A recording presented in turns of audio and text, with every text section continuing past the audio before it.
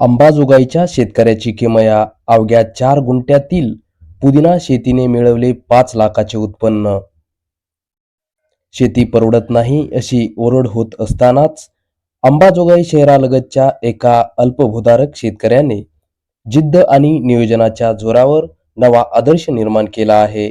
बालासाहेब चोपणे या शेतकऱ्याने आपल्या अवघ्या 4 गुंठे जमिनीत लावलेल्या पुदिना पिकातून गेल्या 5 वर्षात 5 लाख रुपयाचे अधिक उत्पन्न मिळवून बाप लेक लोकोपती होण्याचा मान मिळवला आहे.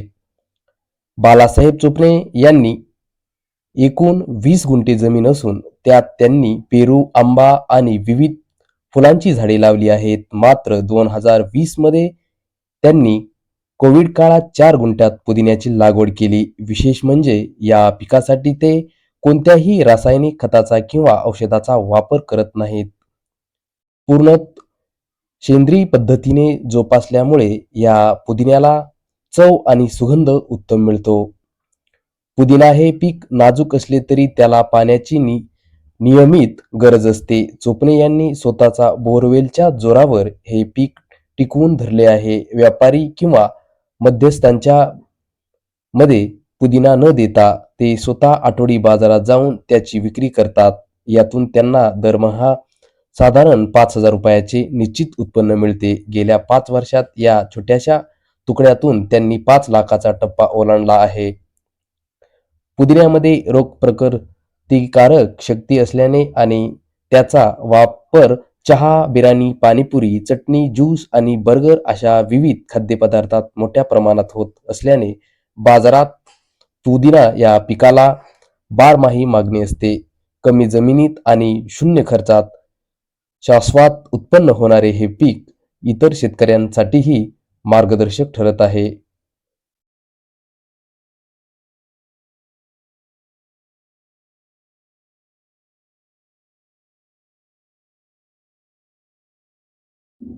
पुदिन्यासाठी कुठलाही एकही रुपया खर्च येत नाही. पुदिन्यासाठी स्वतः शेतकऱ्याची अंग मेहनत आणि पाण्याची गरज आहे. अवघ्या 4 गुंठे जागेमध्ये जमिनीवर 1 वर्षाला 1 लाख रुपयाच्या जवळपास हे चोपणे कुटुंब उत्पन्न घेत आहेत. नमस्कार. मी बालासाहेब गोविंदराव चोपणे या ठिकाणी अंबाजोगाई शहरापासून या अवघ्या 5 किलोमीटर अंतरावर माझी वडिलोपार्जित 20 गुंठे जमीन आहे. या ठिकाणी मी 2020मध्ये या पुदिन्याचं महत्त्व काय आहे या ठिकाणी मला त्यावेळेला समजलं आणि मग मी नंतर निर्णय घेतला की पुदिना आपण पण लावावं.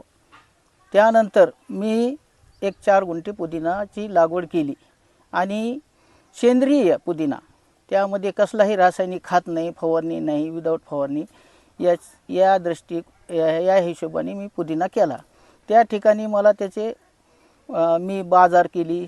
त्या ठिकाणी त्याचं उत्पन्न मला बरे वाटले आणि यापासून मी त्याचे उपयोग बर्गर असेल, पाणीपुरी असेल, पुलाव असेल यामध्ये याचा वापर करण्यात आला आणि हा इम्युनिटी पॉवर सगळ्यात जास्त त्यामध्ये असल्यामुळे लोकांना सुद्धा आपण त्याचं महत्त्व सांगितलं गेलेलं आहे. आणि त्यानंतर बाकी इतर जी जमीन आहे माझी, या ठिकाणी मी आवळा, पेरू, भले विकणे का नसना पण सेंद्रिय फळे आपल्याला घरगुती का होईना पण खाण्यास मिळतील या आशेने मी या ठिकाणी मी लागवड केलेली आहे. आजपर्यंत किती तुम्हाला उत्पन्न झालंय आणि वर्षाकाठी किती उत्पन्न? हां, या ठिकाणी मी बाजार आठवडी 2 बाजार करतो. या ठिकाणी मला महिन्याला 10,000 रुपये, वर्षाकाठी 1 लाख रुपये सरासरी उत्पन्न मिळते. मला खर्च शून्य आहे. मग आता पाणी सोडून फक्त आता मेहनत वगैरे ते तर असतंच, पण त्याला खर्चामध्ये धरत नाही मी, कारण ते तर करावंच लागतं आपल्याला. अशा पद्धतीने मी सेंद्रिय शेती आणि इतरांनी सुद्धा सेंद्रिय शेती करावी हा माझा हे आहे, संदेश आहे. नमस्कार मित्रांनो.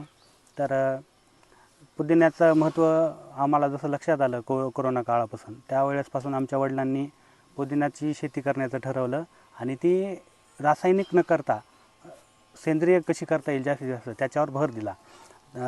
कोरोनानंतर पुदिना हा नॅचरल इम्युनिटी बूस्टर आहे, हे बऱ्याच जणांना म्हणजे आम्हाला पण लक्षात आल्यामुळे आम्ही त्याच्यावर जास्त फोकस केलं, लक्ष केंद्रित केलं. आम्ही मग आमची जी 20 गुंठे जमीन आहे, अर्धा एकर, त्याच्यात आम्ही 3 ते 4 गुंठेच्या आसपास पुदिना लावला.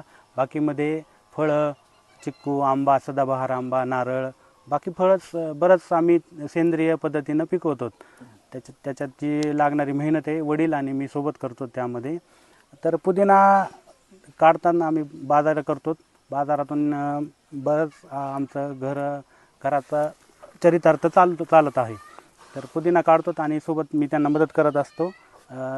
ते आम्ही बाजारात व्यवस्थित करून विकले जातात. आम्ही मंगळवारी शुक्रवारी इथले जे बाजार आहेत ते. तर दरवर्षी त्या 1 लाखाच्या आसपासचा आमचा त्याच्यातली उलाढाल आहे. आम्ही हे 2020च्या पूर्वीपासून करत आलेलो आहेत. तर मला वाटतं की सर्वांनी सेंद्रिय आहार जेवणामध्ये समावेश असावा. केमिकल फर्टिलायझर्समध्ये जे फर्टिलायझर वापरतात, केमिकल वापरतात, त्याच्यामुळे शरीराला खूप मोठमोठे रोग जडू शकतात आणि ते शरीरासाठी अपायकारक आहेत. जास्तीत जास्त सेंद्रिय वापरावं आणि निरोगी राहावं, हाच मी सांगतो. जय जवान जय किसान.